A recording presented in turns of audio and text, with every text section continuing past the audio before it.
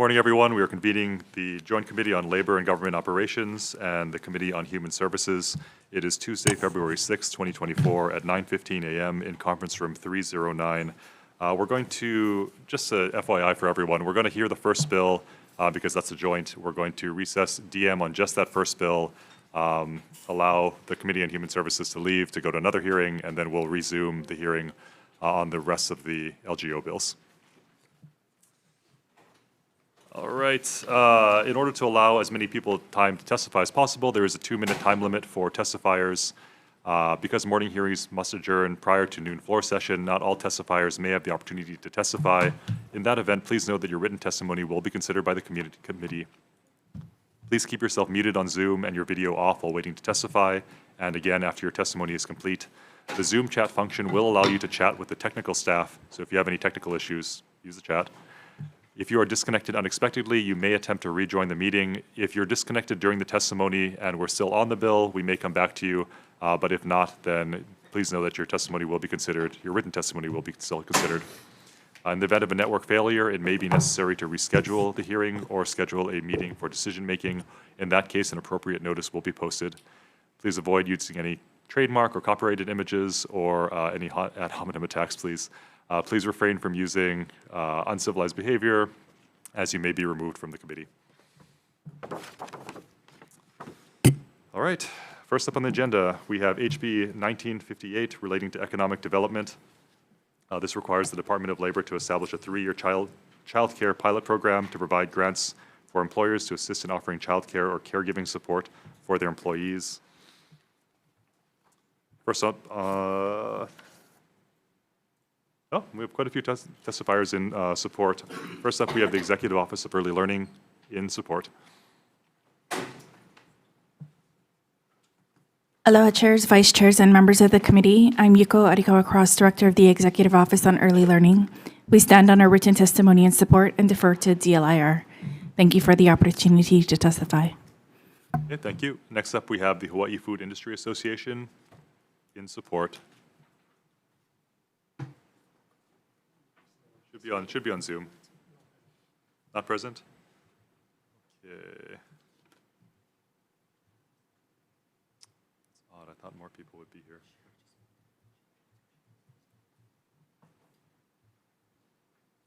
I don't think they know. Well, let's find out. Anyone else here to testify on this measure? Good morning, Chair. Apologize for being late. Sherry Minor McNamara with the Chamber of Commerce Hawaii will stand on a written testimony in support and be happy to answer any questions. Thank you. Okay, thank you. Anyone else here to testify on this measure? Good morning, Chair and Vice Chair and members of the committee. Giovanni Dela Cruz, Office of the Community Services. We have submitted our written testimony in support of the concept of the bill and offer some questions that will help in hope of crafting the program better. I will not read them again today, but I would also like to add a couple more questions. One is, how will be the client eligibility be determined? Is it going to be an income-based client eligibility? And also, for the nonprofit who will administer the grant, what type of proof of payment shall be required from the client? Because I can imagine that some of the potential clients of this program are those who use perhaps grandparents, as in my case, as a child care giver, which of course will not have invoice or receipts of proof of payment. Also, does the program include preschool childcare as an eligible childcare expenses? So those are just some of the additional comments that we have in addition to the testimony we have submitted before this committee. Thank you. All right, thank you. Anyone else here to testify on this measure? On Zoom or in person? Okay, hearing none. Members, any questions? Yep, Chair Martin. Yeah, so for DLIR, please. So the way you read this bill as not establishing childcare or kupuna care centers at workplaces. You read it as just a pass-through to give out money? The way I read the bill, Chair, is that because we will, if whoever the expanding agency at the LIR will then have to procure it to a nonprofit that will administer the grant. So I saw it as someone not necessarily in the workplace, but also within the community. Okay.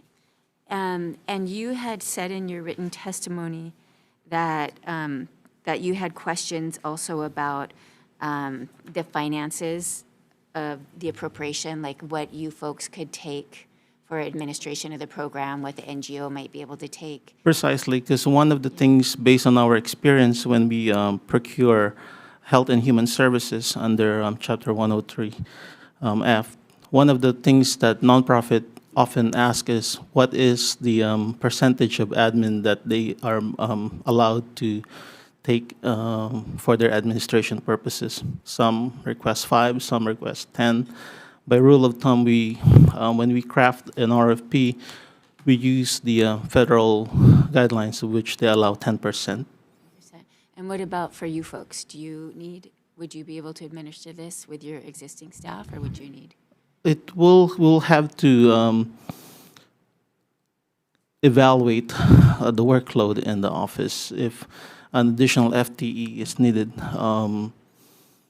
But in our experience, when we had the the state-funded emergency food assistance program, which the legislature appropriated a couple of sessions ago, what the Office of Community Services does is to, as much as possible, we take the least amount of admin that we could take in order to maximize the dollar money that we could put into the program, because we see the benefits and the need of providing as much funding as possible that will go to the program and take less admin possible. That's feasible for our operation. Thank you, Chair. And members, any other questions? Yeah, Rep. Kobayashi.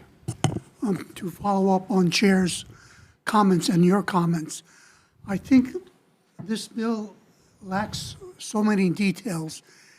Unless somebody really, really wants it, I suggest the details be considered. You raised the question of who's eligible.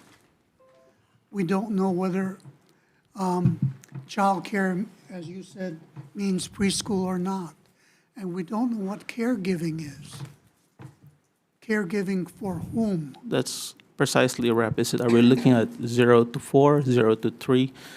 Child care services, and want to say client eligibility, because it will also help the nonprofit organization, because the very first thing that the Office of Community Service try to do when we have programs like this is to make sure that we follow the legislative intent of the grant, and if it's expressively spelled out, it will help also when we craft the RFP. Just to give you an example, for our federally funded programs that we administer in the office, they are income-based, and majority of these federal programs are at 180, at or below of 185 of the federal poverty guidelines to be eligible for these services. So at least there will be a guidelines for the nonprofit to follow when we craft the RFP. But would you set up all the other guidelines, including, for instance, whether there is financial participation by the employer? Well, if OCS will be named as the expanding agency rep, we will try to make sure that we will craft as much detail as possible when we draft the RFP. If we were to draft the RFP. Okay.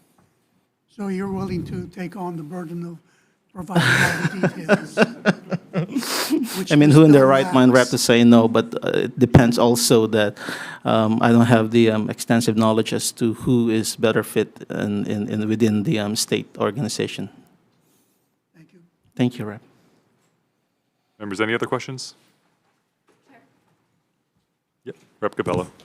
For DLIR, just following up on that same line of questioning, would it then be you folks, or would it be the nonprofit that would also follow up with the business who would then be getting the grant to ensure that that money is actually going towards childcare and that the business isn't, excuse me, isn't just keeping that money?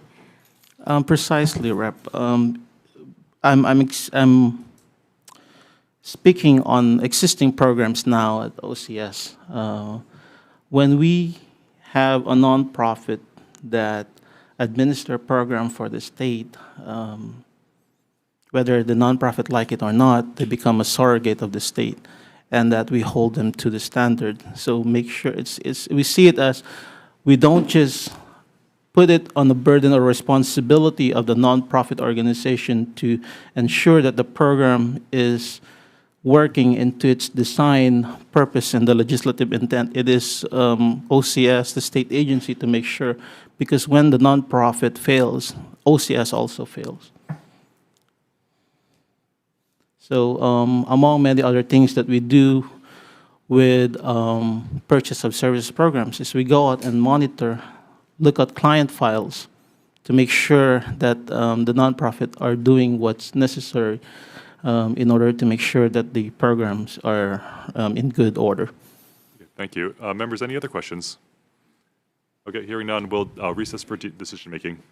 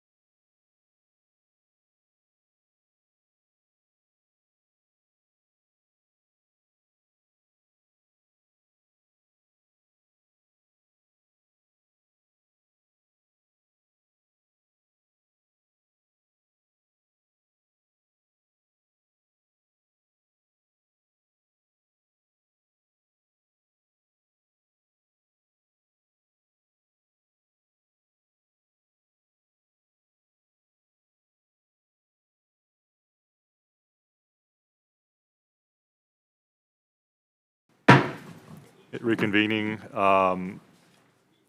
for DM. Well, we appreciate the concept of this bill. I think Chair Martin and I both agree that it's a much-needed area, to, I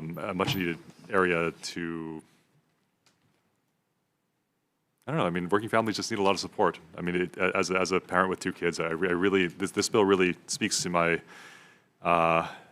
needs as a parent and a lot of other parents that I know. Childcare is incredibly important, both in keeping the workforce sound and healthy and working, honestly. I don't think that this bill is ready for prime time yet. So I would encourage that the bill's introducer talk with DHS, talk with the LIR, work out some of the details and the questions that came up in this hearing and in the testimony, and hopefully we can get a more complete bill next session to pass. Chair Martin, did you have any comments? Thank you. Yeah, I think that it's a great idea to have more workplace-based childcare, especially for our larger employers who could do that. But a lot of details would need to be worked out. Yep, so Chair's recommendation is to defer this bill at this time. We'll recess quickly to allow Human Services to get to their other committee. Recess.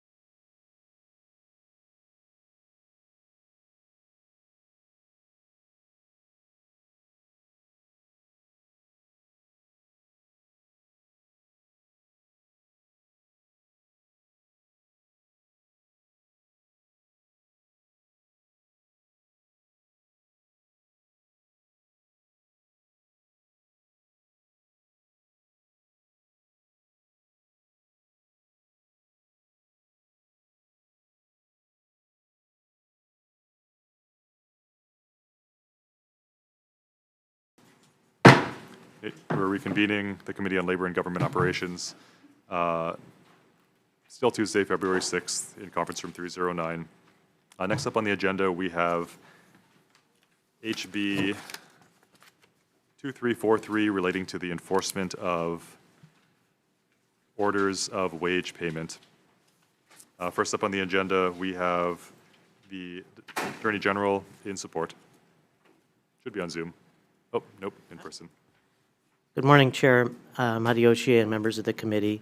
My name is Gurudev Allen. I'm Deputy Attorney General here to testify in support of this bill. We've submitted our written testimony in support of this bill and are available for questions. Just briefly, it amends HRS 388-9.7 to allow pursuit of enforcement of orders of wage payment violation in any court of competent jurisdiction to include district court. Right now, the statute just allows us to pursue those in circuit court. This would expedite the process. I'm available for questions. Yep, thank you. Next up, we have DLIR in support.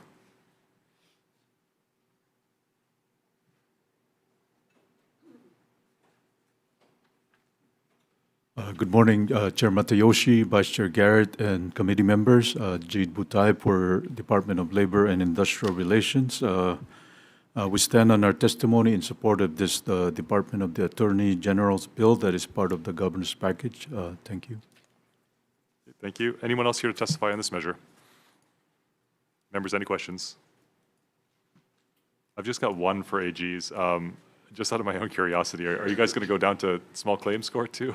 No, just district Just court. district. Small, we don't anticipate small claims. These are usually like $1,000, $2,000 claims. That is small claims jurisdiction though, right? But we don't do small claims jurisdiction. We do regular claim district court. I was wondering if it'd be much faster in, That's a good point, but. with no appeals too. Yeah, so. that's true. But we typically go, we could actually, but I had just anticipated regular claims, yeah. Okay. All right. Maybe give it a little thought. I mean, Yeah. even district is a little. Little more, yeah, but compared to compared to small claims. circuit, it's, yeah, good point. Yeah, totally agree. Okay, thank you. Members, any other questions? Okay, if not, let's move on to HB 2373, making emergency appropriations for public employment cost items. First up, we have Department of Budget and Finance in support.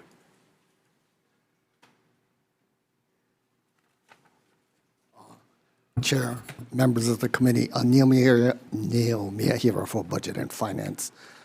This bill and the next bill are vehicle measures to provide funding for a possible settlement or arbitration awards for the temporary hazard pay. We strongly recommend moving them forward. Okay, thank you. Next up, we have UPW in support.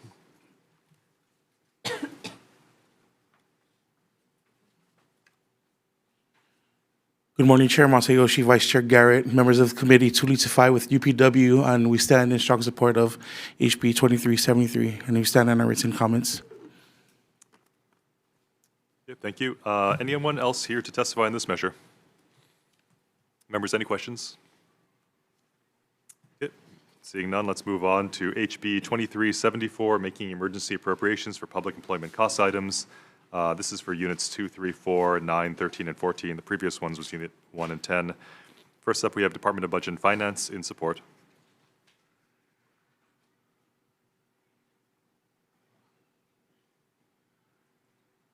We stand on our testimony. Okay, thank you. Next up, we have HGEA in support.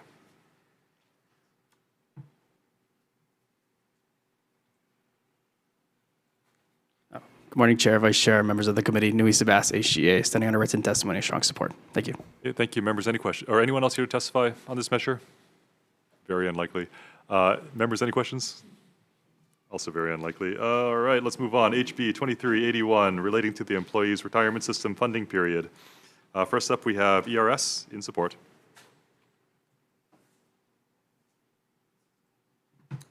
Good morning, Chair, Vice Chair, members of the committee. I'm Tom Williams, the Executive Director of the ERS. We clearly support this bill. Its intention is to lower the maximum funding period, which is now in statute at 30 years, to 20 years. We think that that will strengthen our funding and save money over the long term. in our testimony, there's an example provided by our actuaries that shows if we were to fund our unfunded liabilities over 20 versus a 30-year period, we would save as much as $50 billion. 30-year period is a bit of an outlier. It doesn't represent best practice today, and the 20-year comports with the EUTF funding period. So this would ratchet it down a year at a time. We're presently at 23 years to full funding. We think we'll be at 22 by July 1. So we don't anticipate any requirement for changing contributions, and we would encourage you to support this measure. Thank you. Okay, thank you. Next up, we have Tax Foundation of Hawaii with comments.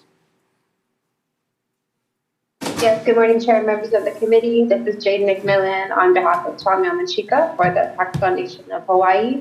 We've submitted some comments on this measure, and we'll just stand on our written comments. Thank you. Okay, thank you. Anyone else here to testify on this measure? Members, any questions? I've got one for ERS.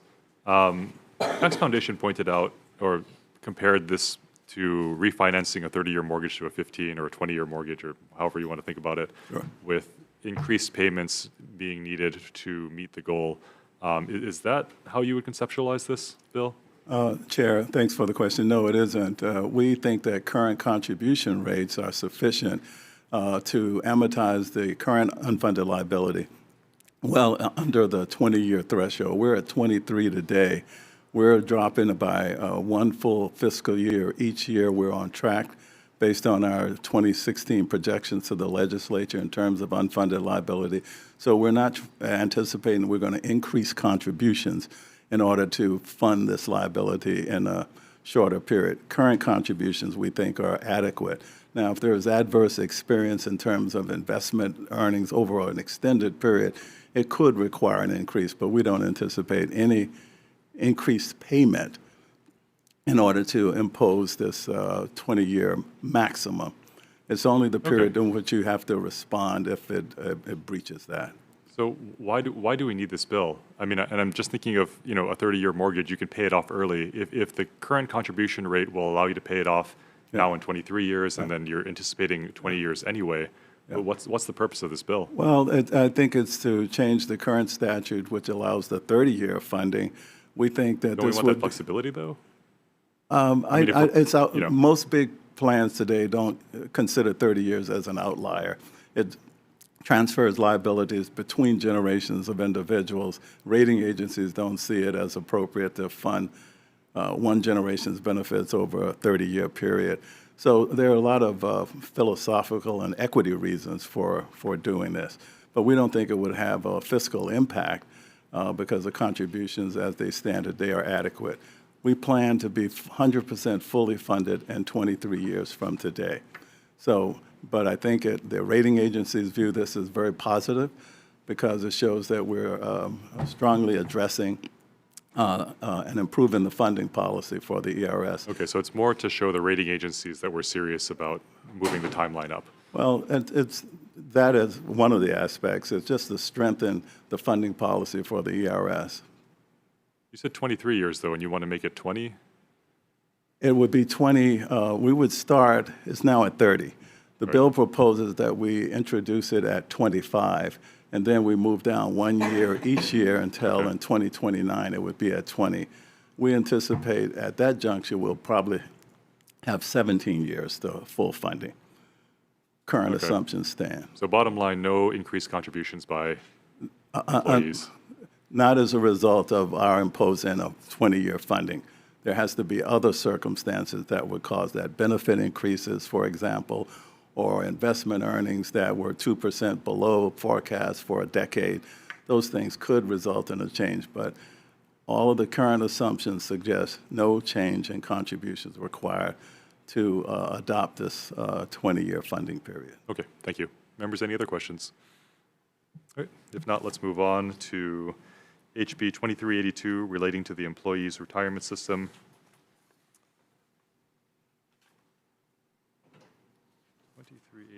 Yeah, we've got, first up, ERS in support.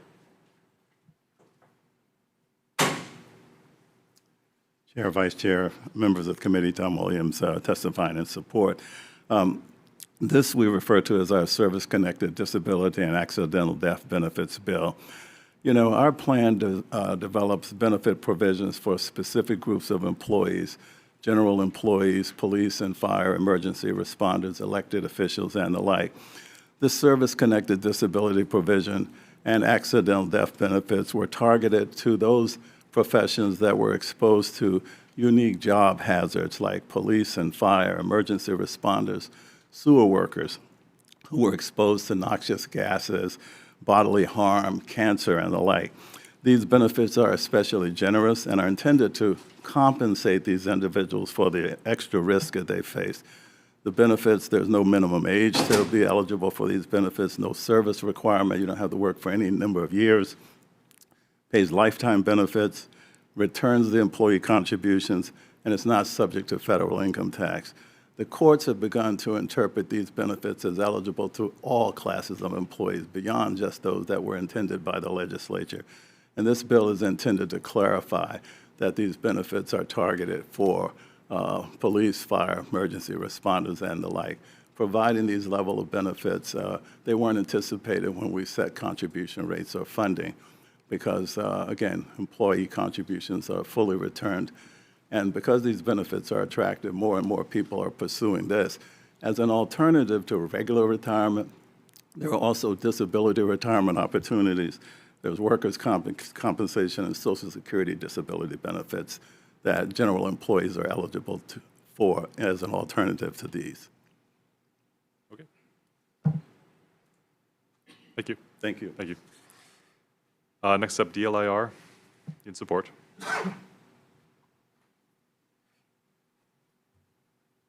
Morning, Chair, Vice Chair, and members. Joanne Vittenhar from the department, and we stand on our testimony and support. Thank you. Thank you. Anyone else here to testify on this measure? Members, any questions? All right, let's move on to HB 2385 relating to the employees retirement system. It's got a lot of them on our agenda. All right, in support, ERS. Chair, Vice Chair, members of the committee, again, I'm Tom Williams with the ERS. This bill proposes to exempt 5 managerial positions in the ERS from civil service. The positions would include the Deputy Executive Director, Accounting Branch Manager, Retirement Benefits Branch, Information Services, or IT, as well as our Chief Compliance Officer. We've incurred significant difficulty as well as delays in filling open positions. The positions here we're talking about are particularly challenged because they are high-level, complex responsibilities, significant experience. Oftentimes, special credentials are needed to perform these particular responsibilities. And the compensation that is available through civil service is deemed inadequate to attract the current level of talent that we need when these positions are vacated. So our board feels as though it's important to the sustainability of our system and our performing our administrative and other responsibilities that we have this flexibility, again, for this limited number of managerial employees. Thank you. Thank you. Next up, we have HGEA in opposition.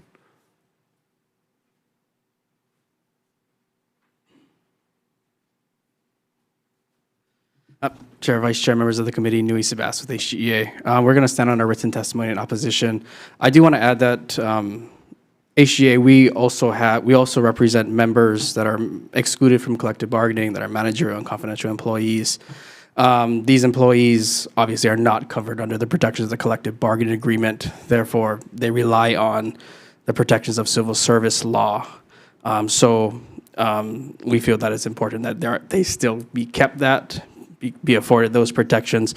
In order to recruit and retain these employees, we would suggest that the ERS reprice these positions to a rate that is competitive to the market rate. Thank you. Thank you. Anyone else here to testify on this measure? Members, any questions? ERS? That was the exact question I had, actually. Why not? I mean, if the salaries are too low, and they have been for a while, have you asked to reprice them? Have you tried to suggest higher salaries? We've not tried to suggest higher salaries at this juncture. Most of these positions, there are incumbents in those roles. For example, our retirement benefits manager, 43 years, is retiring. So we've not attempted to replace these. We would make them exempt upon the vacancy. So as the positions become vacant because of separation from service or retirement, we would convert them to exempt at that time. I don't know, it's hard for me to justify this bill if you haven't made the attempt yet to actually reprice these positions, because then this bill would be, I mean, you obviate the need for this bill, right? Well, and you keep it in civil service. We think the repricing required is going to be beyond what we've been successful in accomplishing through negotiations with the current agencies. What we've found is that we've attempted to hire above the minimum, and it takes us 6 months, 8 months, a year even, to get approval for modest increases in pay. And we think the differentials, for example, for IT individuals, cybersecurity, is so great that we're not going to be able to reprice it sufficiently to attract, again, the people that we think are critical to us. We're like a bank. We're like an insurance company. It's $23 billion, as you know. And there are particular risks that exist in an environment like that. So we have to have people who are familiar with those and can respond to those level of complexity. State, federal, IRS, international jurisdiction on securities law. There's just a lot that's involved with these managerial roles. And I definitely appreciate that. Yeah. That is exactly the pitch you should be making to reprice these positions, though. Which department is repricing these for you? Well, we work primarily with, I believe, DHERD.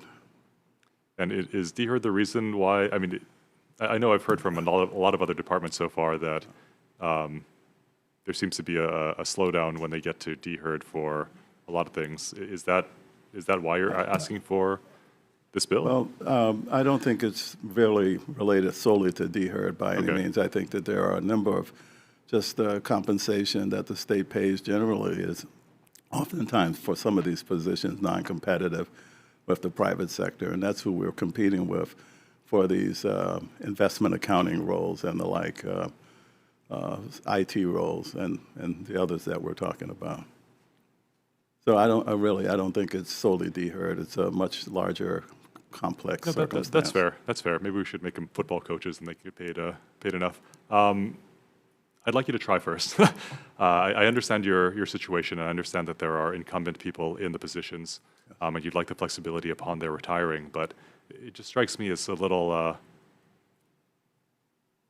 strikes me as you haven't exhausted your administrative options, if that makes sense. I think you should be at least trying to, I mean, and if it's going to be a process, I assume you have a good relationship with your current employees. Perhaps you could start that process 6 to 9 months before they are planning to retire and seeing if you can reprice them first. If that doesn't work and that's unsuccessful, then I would assume that this bill would be back before us to be reconsidered. But right now, I think we've got to make the try first. Thank you. Thank you. Yep, Vice Chair.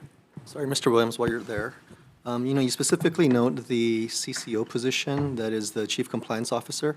That's correct. What is their current salary, if you have that information available? I think it's approximately $100 and maybe $9,000. 189? No, 109, I believe, $110,000. And you, again, note in your testimony that this employee is willing to consider converting this to exempt with their permission. Has there been some discussions about what their salary might go up to if they're willing to give up their civil service rights? Upon their retiring. No, he's talking about a current employee. Yes, there is one position, the Chief Compliance Officer has an incumbent in it who is willing to shift from civil service to exempt.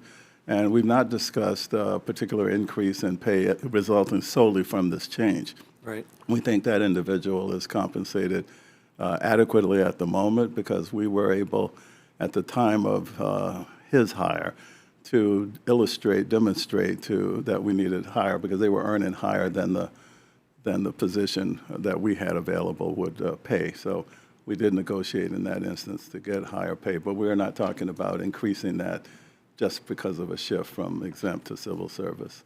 Okay, I guess I just have I know personnel issues can be sensitive, but I just don't understand why someone would willingly give up civil service protections to take an exempt position without an expectation of increased compensation.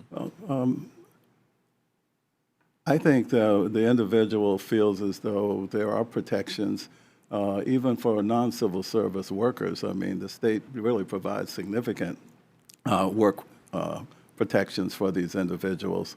So I think it just gives the board greater flexibility in the context of hiring. I think also for chief compliance officers, those are positions that require a certain level of independence and reporting to the board. And the other chief compliance officer positions across the state, many of them are exempt today. Thank you very much. Thank you, Chair. Any other questions, members? Okay. Let's move on then. Next up, we've got HB 2463 relating to the wage and hour law. First up, we have DLIR in support.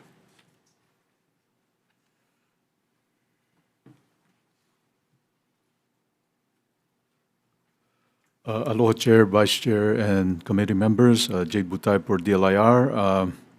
Thank you for hearing our bill that is part of the governor's package. We support this measure that deletes the exclusion from coverage for individuals guaranteed a compensation of $2,000 or more a month from the definition of employee in Chapter 387-1. Thank you. Thank you. Anyone else here to testify on this measure? Members, any questions? Okay. Seeing none, we'll move on to HB 2480 relating to the certification of documents. We have one testifier today, Office of the Lieutenant Governor, in support. Good morning, Chair, Vice Chair, members of the committee.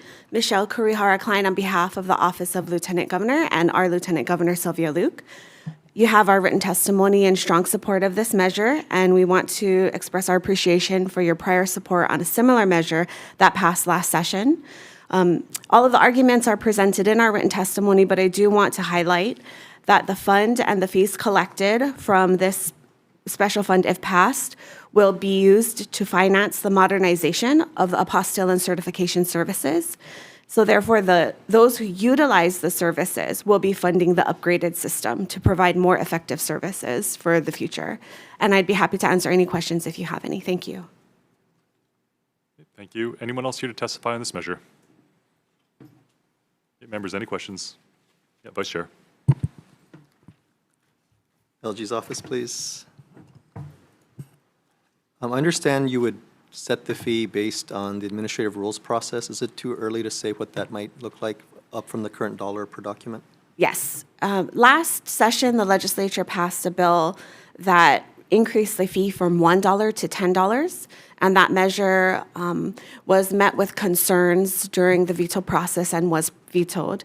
We are looking at what other states are offering, as well as even considering a expedited service process that other states offer too. But at this point, we don't have any price points outlined just yet.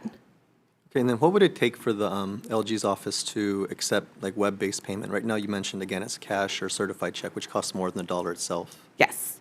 We are hopeful to be able to utilize the special funds to modernize, and we are still pricing those items out at this time. It's possible that our office also oversees name changes, and we do accept name change applications online. So there may be an opportunity to utilize that current service that we provide for name changes for apostles, and we're still exploring those options today.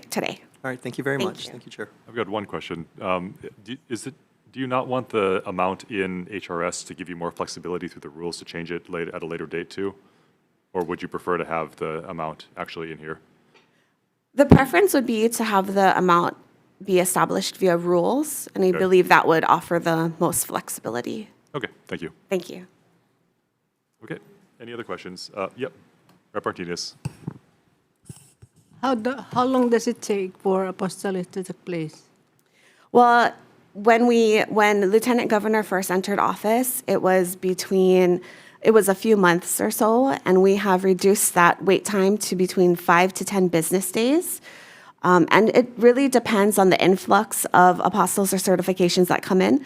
But at some moments, we can do them very, very, very quickly. And so we're hopeful to be able to turn the amount over much more quickly. And if you take a look at the testimony, you'll see that over the past year, we had a 44% increase in apostille requests. So we are now contending with approximately 10,000 documents that are apostilled or certified. Well, I guess the 10 days is reasonable, because remember I asked for an expedite one the last time, and they told me it takes 1 month. And I even asked for expedite, said it still take 1 month. So I was like, okay, whatever. Yeah. But anyway, when you're saying it would take at least 10 days, that's reasonable. All right. Yeah. Now we're at, I would say, the maximum 10 days. But most of them are turning over much quicker. All right. Thank you. You're welcome. Members, any other questions? Yep. If not, let's move on to HB 2495 relating to procurement. Members, we have no testimony on this measure, and DOT has actually asked us to defer this measure. Anyone here to testify on this measure? Yep. Members, any questions? Yep. Moving on to HB 2496 relating to procurement. First up, we have the State Procurement Office in opposition. Good morning, Chair, Vice Chair, members of the committee, Bonnie Kahakui, Acting Administrator, Chief Procurement Officer. We stand on our written testimony. I do want to mention that we are working with the Department of Transportation to come up with alternative solutions for their construction issues. Thank you, and available for questions. Thank you. Anyone else here to testify on this measure? Members, any questions? Okay, hearing none, we'll move on to HB 2499 relating to procurement for the University of Hawaii. First up, we have the University of Hawaii in support. Good morning, Chair, Vice Chair, members of the committee, the University of Hawaii. Jan Govea here on behalf of the University of Hawaii. We apologize for submitting late testimony on this, but we do stand on our written testimony in support of the measure. I'm available for any questions. Thank you. Thank you. Anyone else here to testify on this measure? Good morning again, Chair, Vice Chair. The State Procurement Office stands in support. Thank you. Okay. Anyone else here to testify? No. Members, any questions? Okay, hearing none, we will recess for decision making. Recess.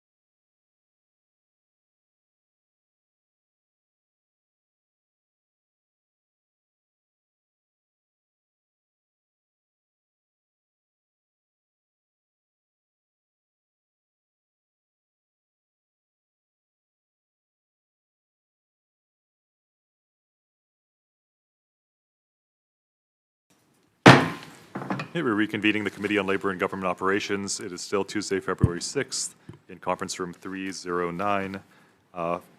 Reconvening for DM. First up, we've got HB 2343 relating to enforcement of orders of wage payment.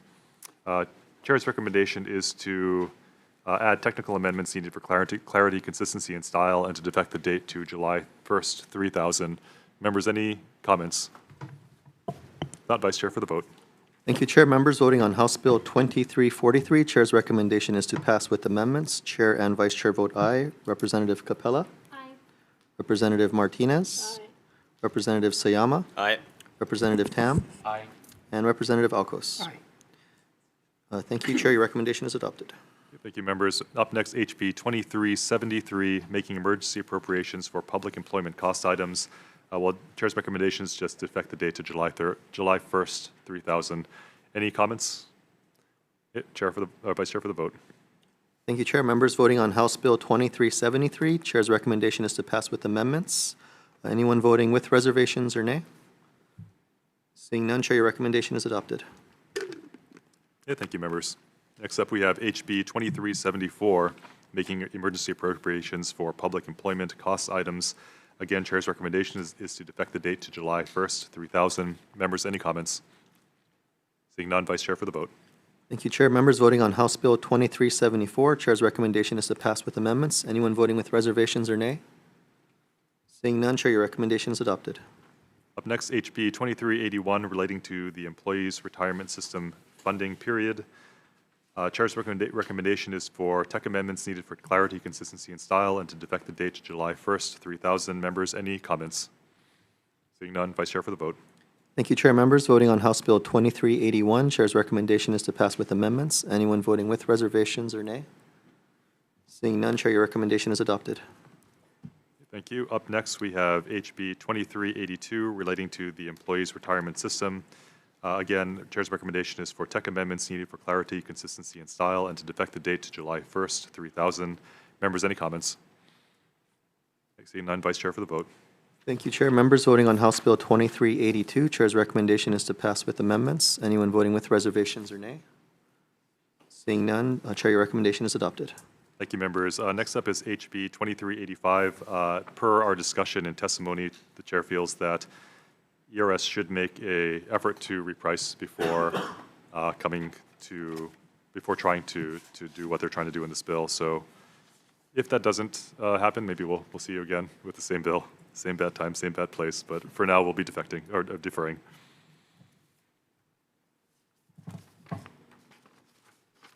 Okay, next bill on the agenda is HB 2463, relating to the wage and hour law. Chair's recommendation is to defect the date to July 1st, 3000. Members, any comments? Vice Chair for the vote. Thank you, Chair. Members voting on House Bill 2463, Chair's recommendation is to pass with amendments. Anyone voting with reservations or nay?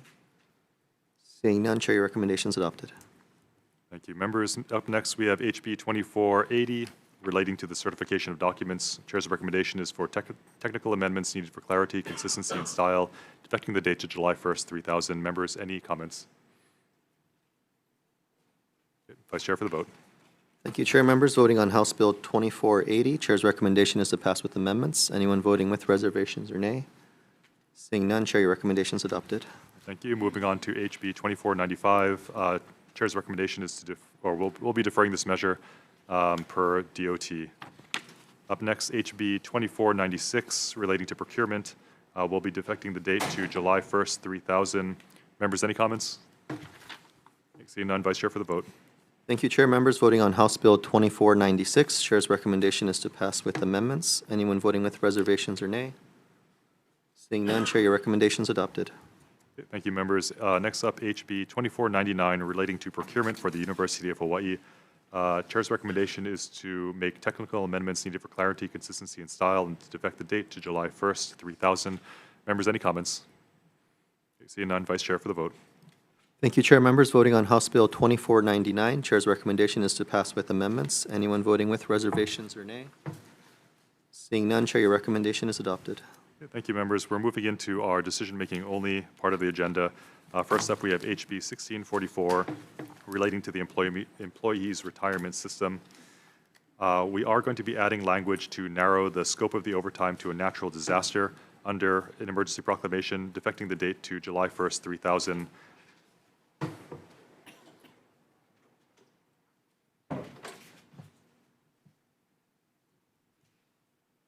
We are going to be clarifying that this applies to overtime accruing after July 1st, 2024, and is not retroactive.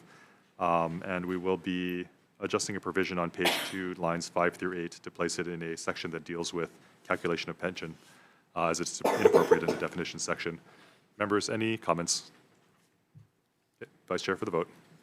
Thank you, Chair. Members voting on House Bill 1644. Chair's recommendation is to pass with amendments. Anyone voting with reservations or nay? Seeing none, Chair, your recommendation is adopted. Okay, thank you, members. Next up is HB 1832 relating to hiring. I've spoken with the AGs and have an AG's opinion regarding the Kuomo'o case.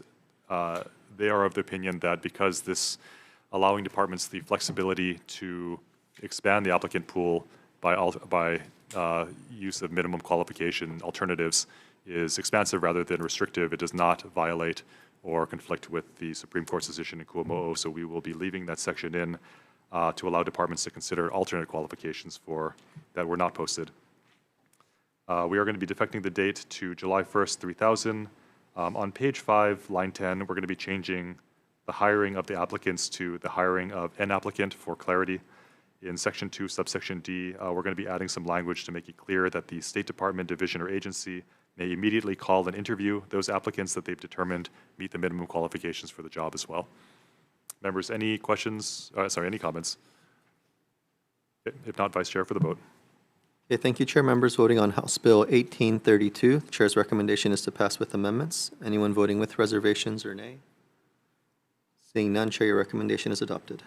Okay, thank you, members. Up next is HB 2757 relating to paid family leave. Got a number, Chair's recommendation is to make a number of amendments to this bill. First, we're going to be changing the eligibility requirements to match TDI. So the eligibility requirement will be 14 weeks working in the past year, 20 hours a week working, and at least $400 in income a week. So basically just mirroring the TDI statute.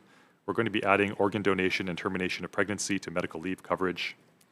We're going to be pushing out the dates an additional year. So both the start date and the dates collection will start to give a little more time for the departments to get this program running.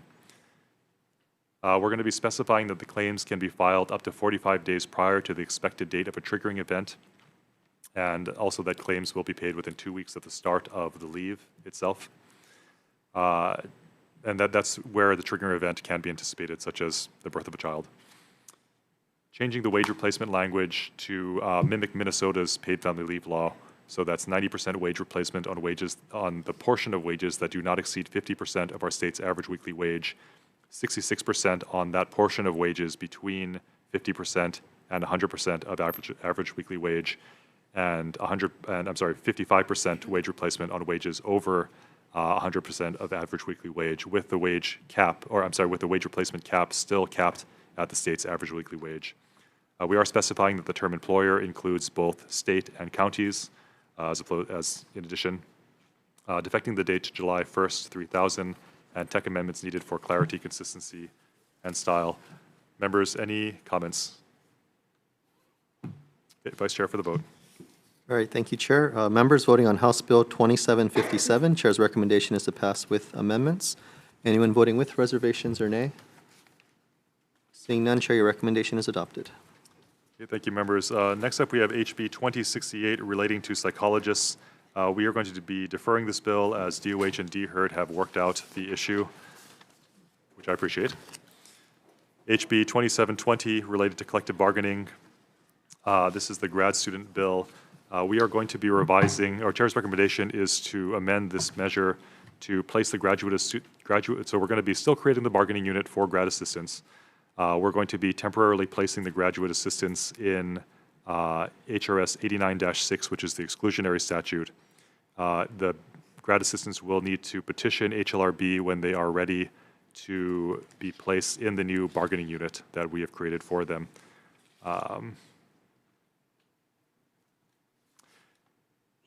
In speaking with the grad assistants, it just seems like they're not quite ready yet. So this bill is, these amendments are really to try to buy them a little more time before they collectively bargain to organize themselves, establish a nonprofit, kind of check a lot of the boxes that they need to check, work things out with NEA if that's the organization that they choose to go with. So hopefully this is kind of a unique situation where we have a group of state employees or government employees that are not currently in a bargaining unit. So until that time where they can kind of organize themselves and stand on their own 2 feet, we're just going to be placing them in 89-6 for now. Members, any comments? Okay, if not, Vice Chair for the vote. Okay, thank you, Chair. Members voting on House Bill 2720, Chair's recommendation is to pass with amendments. Anyone voting with reservations or nay? Seeing none, Chair, your recommendation is adopted. Okay, thank you, members. We are adjourned.